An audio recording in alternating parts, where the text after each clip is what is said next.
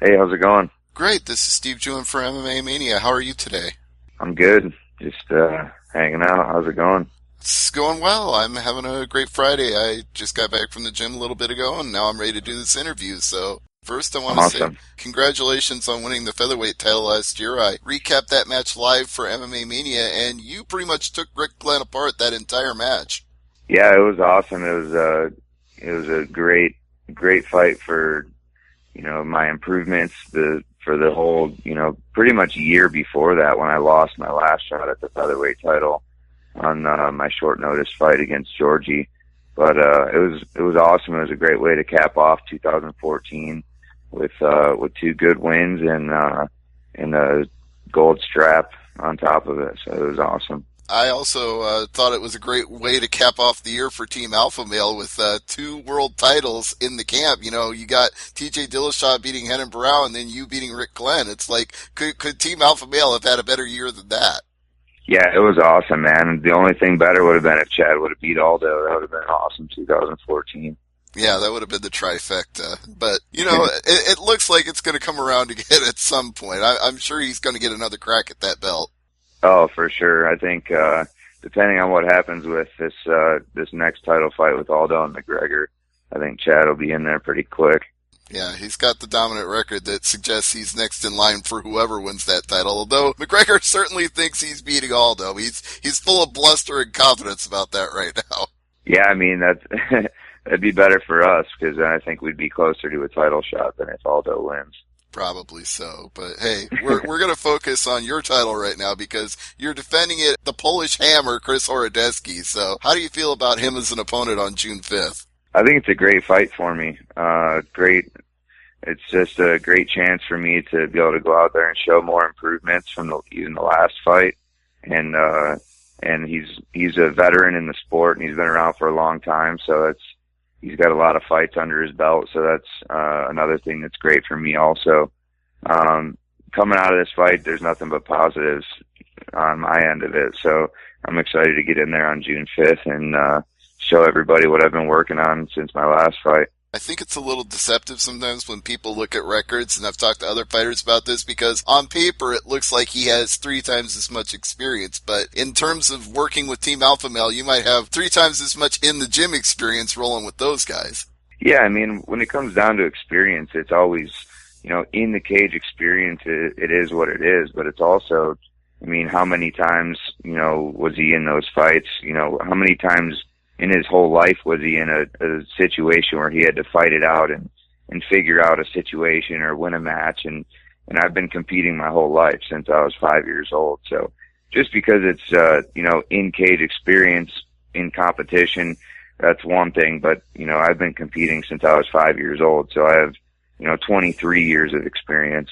And, I don't know when he started fighting when he was about 18. So the experience level, it is what it is. But I mean, I've already fought in big fights and the first World Series fighting title didn't go my way. And, it was a big fight that I lost. And then, the big fight that I just won. So I've been on both ends of the big fights. And, the experience level for me is I'm an experienced fighter and I'm great everywhere. And that's just the confidence that you have to be a champ. Take me back a little bit, because you mentioned that you've been competing since you were 5 years old. What started you competing at an athletic level at such a young age? And at what point did you decide this translates well into mixed martial arts and that's where I'm going to go? Well, I took karate when I was 5. I did karate for 4 years and I enjoyed it. I enjoyed the discipline in it and everything like that, but there just wasn't it was more of doing forms and katas instead of actually competing against someone else. And you're basically just doing a form in front of a judge. And I wanted to compete against someone one-on-one. And my brother was already wrestling, my younger brother, and that was something that I thought I might have wanted to do. So when I was 9 years old, I started wrestling, and that was kind of my thing. I was really good at baseball, and wrestling was really my calling, and that was the thing that I loved to do the most. And that's one-on-one. You can go out there and you can win or lose, but you can't blame your coaches, you can't blame your teammates. you can only blame yourself whether you win or lose. So it's always been the one-on-one sports that I really enjoy. There's no political BS in it. You go out there and you show how good you are. And that's kind of why I like MMA. That's what I hear a lot of fighters say too, is that once that cage door closes, no matter what team you're with or whose team you're on, it's no longer a team sport once that door shuts. You're in there and you have to prove yourself one-on-one against another man. Exactly. Uriah Faber always says that in the gym also. You know, we have a great team. We bond well as a team. We're more of a family, actually. But when it comes down to it, when you step in the cage, you step in the cage by yourself. Everybody on the team has your back, but they can't get in the cage with you. If we could, I'm sure we would, but that's not the case. The way you guys celebrate after a win, I can tell that. The Team Alpha Male celebrates like the best celebrations I've watched in MMA. Oh yeah, it's a family, like I said. It's more than just a team thing for us. We're all close friends. Some of us are roommates.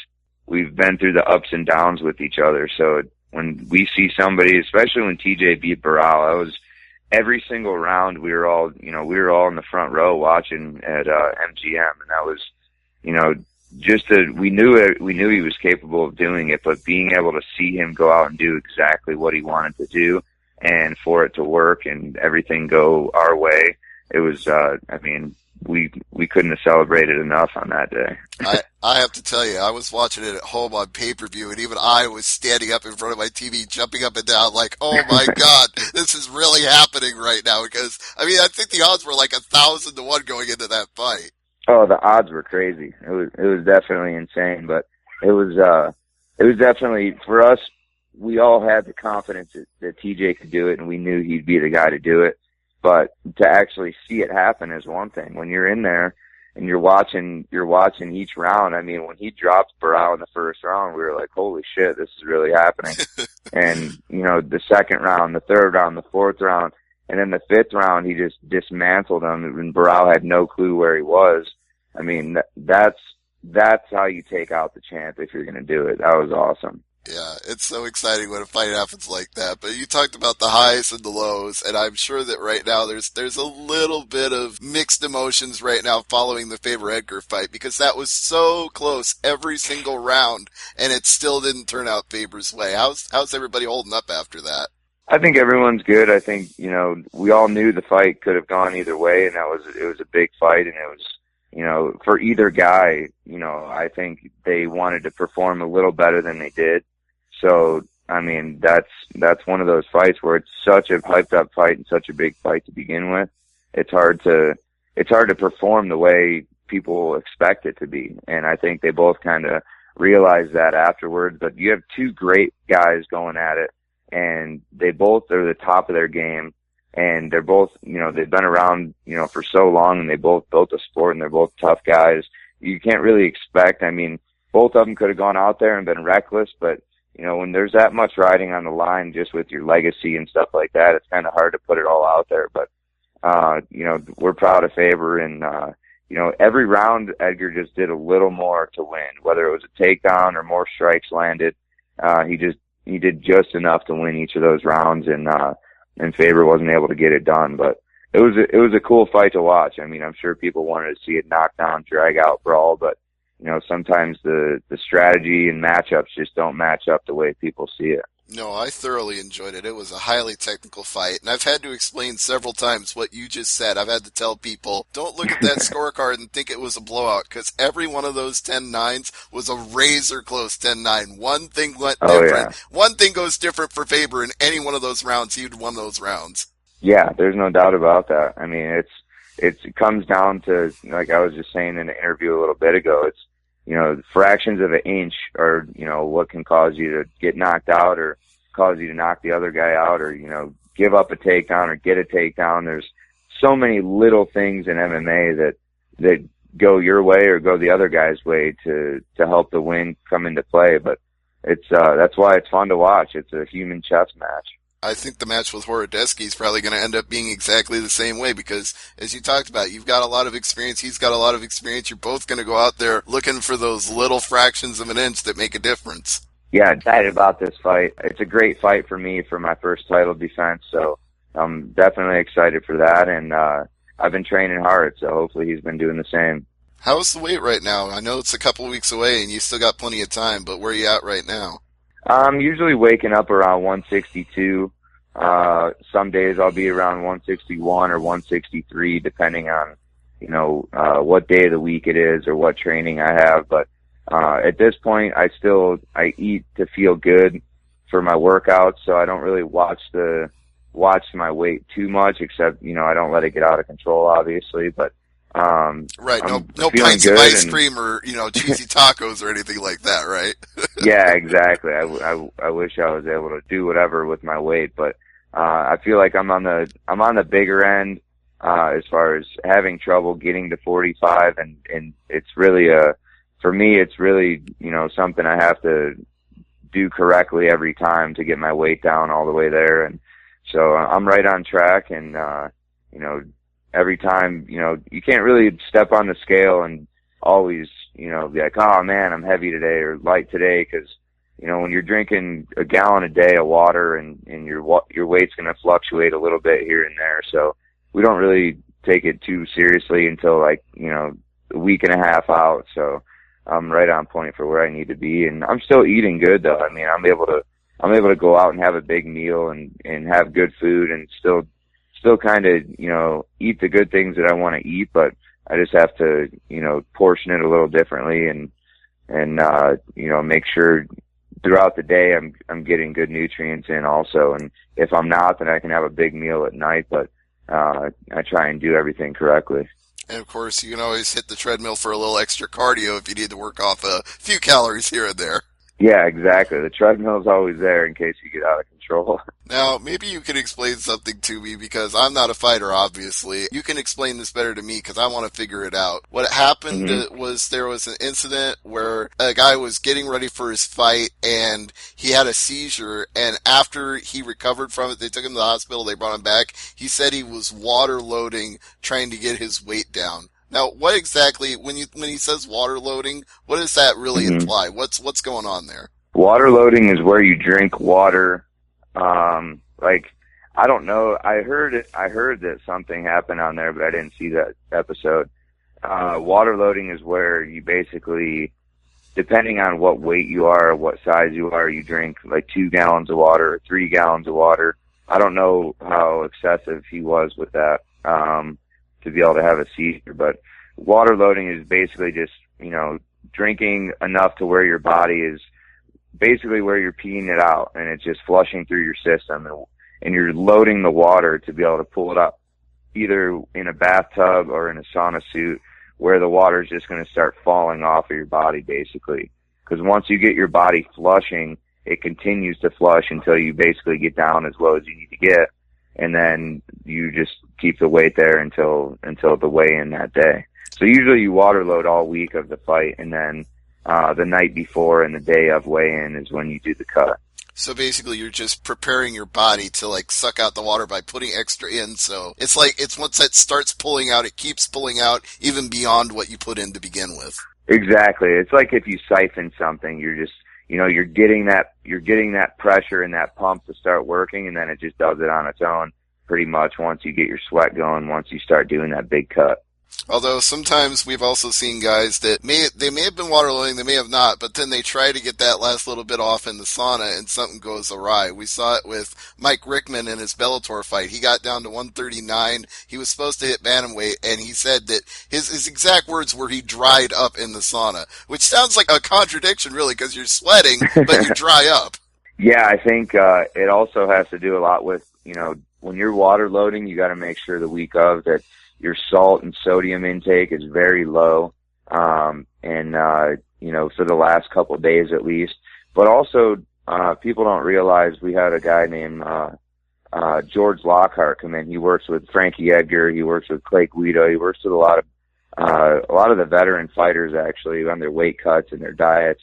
And he said that your body actually starts to produce natural sodium when you're not getting enough in your system, and it'll start to hold water at a certain point. So you don't want to cut out your sodium too early in the weight cut, and also you don't want to do it too late. So it's kind of a chemistry project, and every person's different. So, with him, it could have been, he just had he hadn't had enough sodium, or he was just too dehydrated at that point, and his body started holding whatever water he had left in his system. But that's crazy. Speaking of him, I watched his fight with Horodecki, and he knocked Horodecki out, and he's a southpaw as well as myself. So that was a pretty good fight to watch. And I've been watching a lot of tape on Horodecki and stuff like that. But the Richmond fight, Richmond just went out there and stood his ground and just stayed nice and tight with his striking and was able to put Chris out. That's pretty much what Rickman's known for in the fights that he wins, is he's a stand-up bang kind of guy. So is that your approach now to the fight with Horodecki? I'm just going to go out and put on a good performance, and I want to go out there and show all aspects of the game. I mean, whatever I use, the adaptation process of, you adapt to how that person comes at you in a fight. So whatever I see in that first minute or 2 minutes or whatever is how I'll react and how I'll use it for the rest of the fight. But we'll go out there and see, the speed. We'll see the angles. We'll see what he's throwing, where his chin is, how low, how wide his stance is, and just different things like that. Because when I fought Glenn knew that I was a wrestler, and Glenn's really tall, so I thought that was going to be more of an issue with his length and his height. And he was standing really low in his stance, like really wide base, really low stance, because he knows that I have a wrestling background, and he was probably trying to do that to defend the takedown. But then my strikes were landing a lot easier because his head was a lot lower, and he was a lot lower to me than he would have been if he would have been up in a tall stance. So you always have to see how they come out and kind of read the person right off the gate and see kind of what their game plan is, and then go from there. Yeah, I really was surprised that he had such a low stance in that, because like 10 seconds into that second round, you rocked him, and I was thinking, if Glenn had stood up tall, that punch would have never hit him, but you hurt him so bad at the beginning of that second round, I thought it was going to be over right there. Yeah, for sure. And I mean, the very first punch I landed, or the very first combo I landed in the first round was, it was just a jab to the body, overhand to the head, and it landed right behind the ear, and I was like, wow, this guy's down really low. Because I trained with, one of the guys on our team. He's a 170 pounder, but he's really tall, and he uses his length really great. And he's a Taekwondo guy. And I was having trouble reaching his head, so we were working shots to the body. And then when his head comes down, come up to the top. But Glenn's head was always there. And, we used that to our advantage in the fight.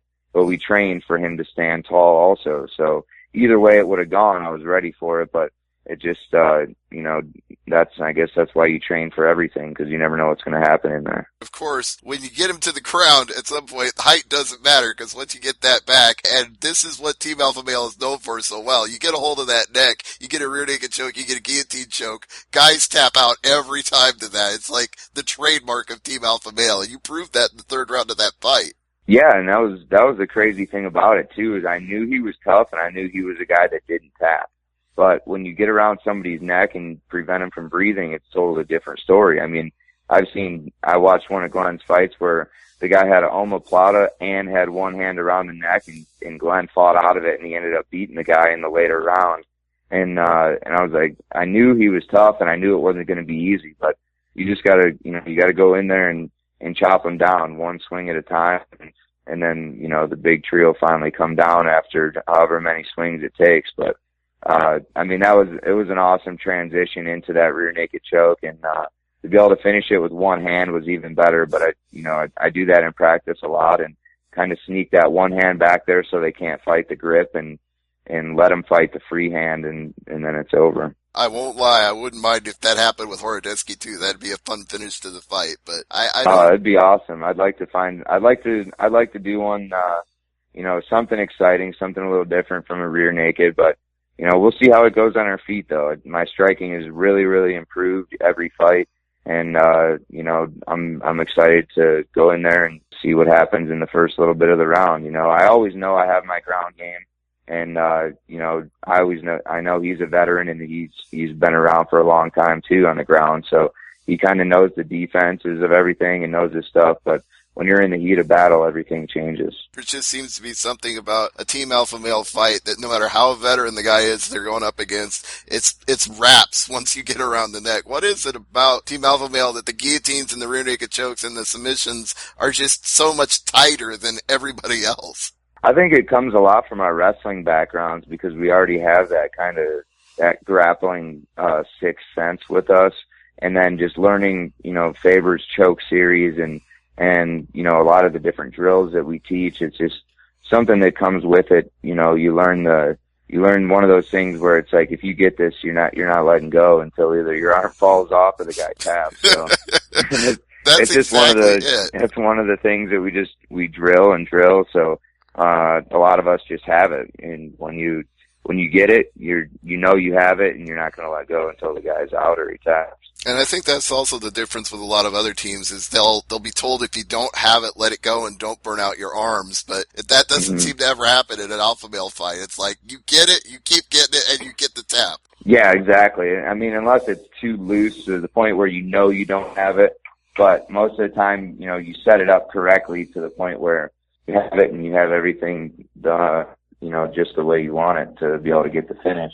Well, we'll be looking for a finish on June 5th at the Edmonton Expo Center, whether it's striking, whether it's the takedown and the submission, whether it's a standing submission, whatever crazy thing you come up with in the fight. It's going to be an exciting fight with Chris Orodesky, and he's called the Polish Hammer for a reason, so he won't be an easy out. He'll come out trying to hit hard and trying to do his thing as well. Yeah, definitely. I just don't want to see his Polish hammer. Sorry, Lance, you broke up there. What were you saying? I just said I don't want to see his Polish hammer anytime soon. Oh, yeah, no, not that kind of hammer. Definitely not. But anything else you want to say as we wrap it up? Anything you want to plug or promote? Any social media links you want to throw out there? This is a good time to do it. I just want to thank all my sponsors, my team, my family, and, everyone else that supports me. And, I'm just excited to go out there and put on a show for everyone. And it'll be on NBC Sports World Series Fighting, June 5th, Edmonton Expo Center. It's going to be a main event, and it's going to be a hell of a fight. So we'll look forward to your featherweight title defense, and there's heavyweight title defense on that show as well. So double the bang for the buck. It's going to be a great event. Definitely. All right, Lance, thank you so much for the time today. I really appreciate it, and have a good rest of your training camp. We'll see you on June 5th. Thank you. Sounds good. Have a good one.